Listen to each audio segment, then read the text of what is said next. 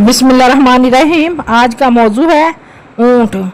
ये बहुत से नबियों और रसूलों की सवारी है। खुद हुजूर ख़ातमुल अंबिया सल्लल्लाहु अलैहि वसल्लम ने हुजूर की सवारी फरमाई और आपकी दो ऊँटनियाँ बहुत ही मशहूर थीं, एक असा और दूसरी असाबा, जिसके बारे में रवायत है कि ये कभी दौड़ में किसी ऊँट से मगलूब नहीं हुई थी, मगर एक मरतबा एक अरबी के ऊँट से दौड़ में पीछे रह गई थी।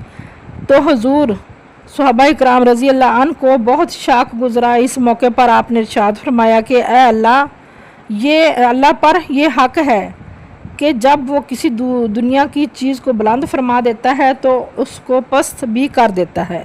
मरावी है कि आपकी ऊँटनी अज़बा ने आपकी वफ़ात के बाद गम में ना कुछ खाया ना पिया और वफ़ात पा गई।